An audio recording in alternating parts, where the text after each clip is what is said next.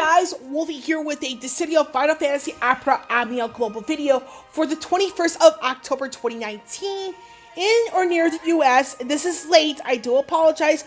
I lost track of time last night. I actually woke up my roommate. So, yeah, this is a bit late and I do apologize. Some of this stuff is going to be late going forward because I lose track of time a lot, and with my job, I mean, I really can't do videos like this as much when they go live as I'm able to. And that's probably going to be the case until maybe February or even March.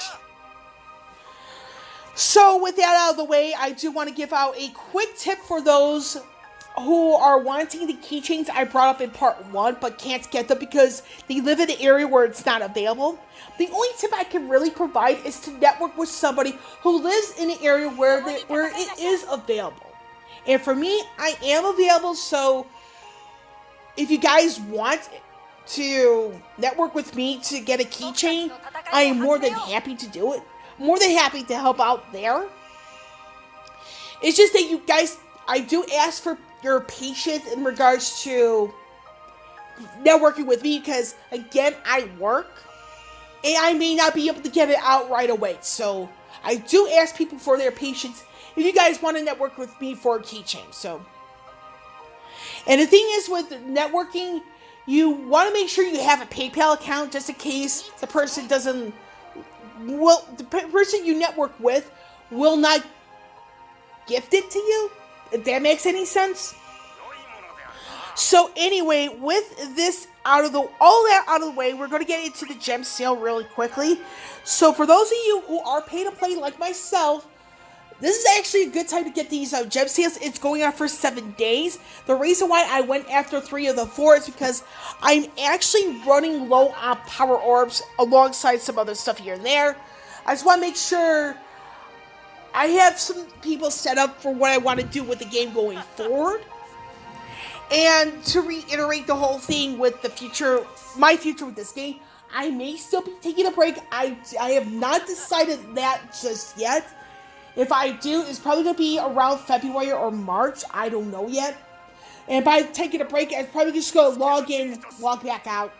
And when I do log in, I just get the rewards. Because, I mean, I just don't want to get into it here. So just a little recap of that.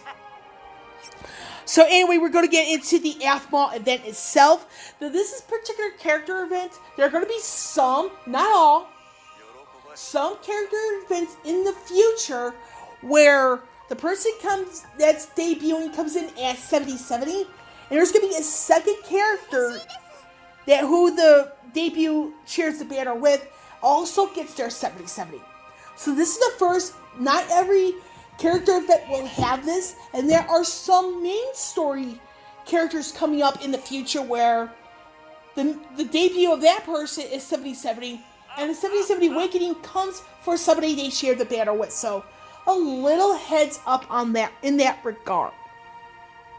So in this case for Aphmau making her debut and as 7070, Lion actually gets her 7070 Awakening in her rework. I'll get into the rework in a little bit. This is the cutscene to make her as your ally. Me as I am is pretty fun. It's really cool. And the way this character is set up, she is a mixed bag of a few other characters that came out before her. With Warrior Light, she has the means with the Elude buff, which I'll get into what Elude does in a little bit. She also has debuff reduction, which again, you think of Selphie, Lena, a little bit Warrior Light once again. Then with her actual skill set, believe it or not, Leonhardt comes to mind.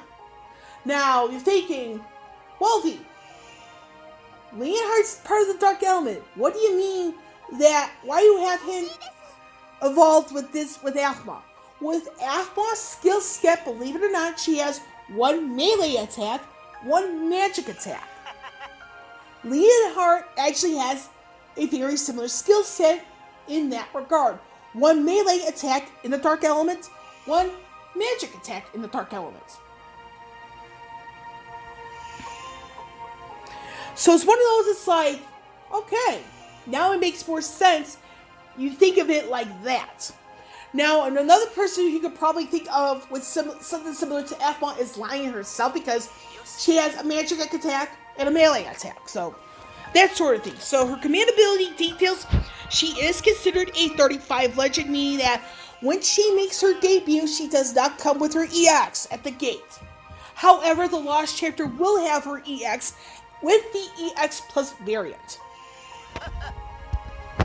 So, this is her, the Brave Attack, all that good stuff. This is Shield Subverter and 6th Element. So, Shield Subverter is the melee attack, 6th Element, magic. And this is the base use count here for Shield Subverter is at 5. This is the level 55 Crystal Passive, which is Shield Subverter Extension. And this is 6th Element. This is the magic attack. And this is the 6th Element Extension, which is the level 60 Crystal Passive. And this is the Crystal Strength level 65 ability, aka the additional, called Puppeteer Buff Longer. And the level 70 Crystal Passive Extension. This further increases her own bravery. When Elude does, this reduces occurrences of debuffs. Now, again, you look at Warrior of Light and Selfie, they have this going on already. With Lena, she kind of outdoes everybody in this regard. When you use Winged Drake Arrow Plus, because that debuff immunity is at 100% in the Plus variant. So, clearing parts 3, 4, and 5 of the initial event, you get 2 copies of Puppetry Tobe and 1 copy of Puppet Guitars, respectively. And a bit on the gear details.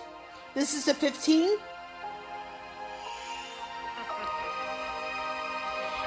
Aphmau's banner mates being Lion and Prish. So we're going to get into the information here. Event boss, Shift Frame Type BW. It's a machine, I believe it is. It switches from airborne and grounded modes. It's weak to thunder, weak to melee and ranged while airborne, weak to magic while grounded. This is kind of the reason why Lion is synergy for this particular event, and it's a welcome one. Shift Frame Type BW will use the ability Rise to go airborne, summon Death Machine, grants varying buffs to self and the Death Machine at the same time. So the goal here is to remove the buffs. It's like debuffs, and the frame ones are the best way to go in my personal opinion. While airborne, Shift Frame Type BW will unleash powerful attacks, will significantly lower party's bravery, so use buffs to boost the defense and limit the potential damage. So the token exchange details. So the format here is different from before, and this is a welcoming change.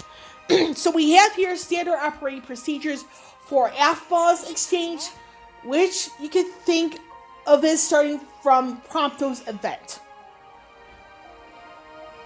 And the higher priority are always going to need the limited time stuff first, then your unlimited time.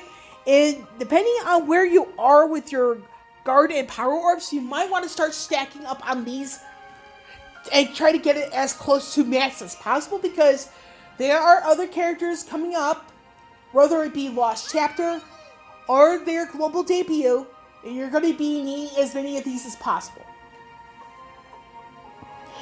Now, with that out of the way, we're going to get into the event mission details. So, as always, you want to clear the EX difficulty fight to unlock the Cosmos. This is actually an easy fight. I brought it in a team for both EX and Cosmos with Censor, Pain, and Relm. Ramu as Esper and Quistis as support. With the EX fight, I actually wound up not using Quistis then, but I did use Quistis in the Cosmos difficulty. It's surprisingly easy, and it goes to show you with my personal setup, you actually don't need meta right now.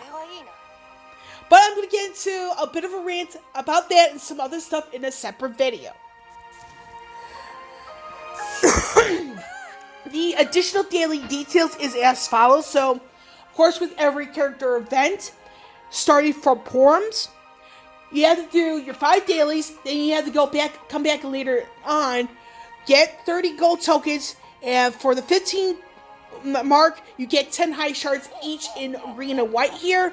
For 30, this is high crystals in green and white, and this is the first 5 days. The artifact mission details, of course, the whole thing, if you guys remember from Prompto's event, you exchange 10 of the gold tokens for an Idoja artifact, you get 200 gems in return. In this case, it's Aphmau, Lion, and Prish. This is Aphmau's 90 CP armor, which is called Patine Tobe. What it does here is this is the Sanctuary quote-unquote passive, which raises her HP by 680, defense by 684. This is the Bloomstone associated with Aphmau. This is in the Bloomstone Exchange shop. I think I'm actually out of the Bloomstones right now, so, as well as the Bloom Fragments. I do believe these come around from the Awakening Waves. The question is like, what happens when the Awakening Waves are over with? This is also Lion's Bloomstone, which is Sneak Thrust Growth, I believe. We're going to take a look at her 70 Awakening to see what this does. I believe this is an HP attack. I actually love this one. So, we're going to go into Lion's 65 ability really quickly. I'm not going to unlock it. We're just going to look at it and see what it does. I believe this is an HP attack because I actually have some video with what it does. Let me see where is Lion on my screen. So what Sneak Thrust is a 2-hit melee attack, a 2-hit melee brave and HP attack. Deals extra damage when targeting enemy, not targeting self. Slightly raises her own attack for 1 turn. So this is what it does. I actually like that one. Having an additional source of HP damage. Now, we're going to get back out of this. We're going to go back into the news. And what we're going to go into this time around is the banner. So I did do some pulls here, but you'd be surprised at the reason why. Now, I was not seeking out Lion's EX weapon. I also was not seeking out Precious 35 or Aphmau's 35, although I still lack Precious 35. The reason why I went after some stuff in this banner is for Power Stones. And the thing is with Gil, like I said, there's going to be a bit of a rant coming up in a separate video. I actually had to free up some Gil. Because there are missions where the rewards are Gil, and if you're at max Gil, you're not going to be able to get the additional Gil unless you're willing to part ways without that Gil.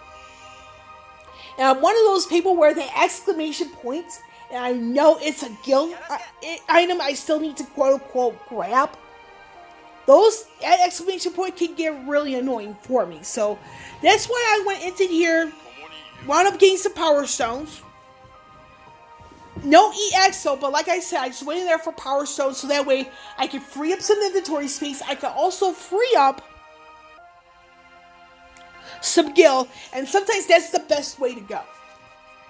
So what do I think about all of this? So, in regards to all of what's mentioned in part 1, and here in part 2, I'm actually surprised that this is starting to affect the raid.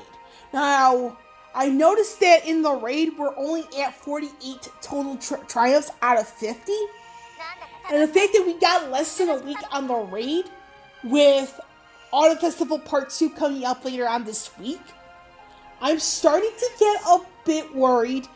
And by that, this is going to cut it really close. And which is an essential repeat of one of the Beach Bash events where nobody was really taking part in it, and there was something that was added in order to help that move along. Now, will I be surprised if there's something added for the raid to help that move along before the time is up? I will not be one bit surprised if that happens. But like I said, I am surprised. And I know this is going to cut it relatively close. And sometimes I wish that things like that are looked at more closely. Because if we do miss out on this, certain things will be coming up and like, why the participation was not, or why was there less participation, so on and so forth. And this could be a wake-up call for both the global player base and developers. Now, the reason why I say this could be a potential wake-up call, because, and I'm going to get into a rant about this in a separate video, is that the people are starting to really think that, let me rephrase the reasoning. For the global player base, the reason why this could be a wake-up call for us is that the talks of only pull for meta characters could start affecting how people progress in the game. Now, if you have a friend unit, most of your friend units are certain characters, like, for example, mine tend to be dominated by Quistis support, that can really affect how I progress in the game. Meaning that there's certain things I simply cannot do because I have so many Quistis support units. And that could very well hurt the community more than help. Us? And for the developers, this could finally tell them to slow things down. Because I have a feeling November's going to be a bit of a quiet month. And by that, we don't get anything for the main story.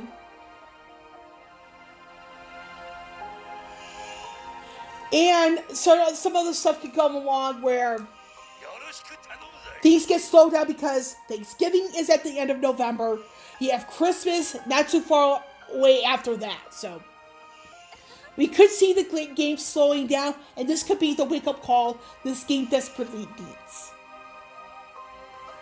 So, like I said, I'm going to end it on there because I'm going to do a completely separate video with a rant. So, with Wolvie here signing off, I will catch you all on the flip side.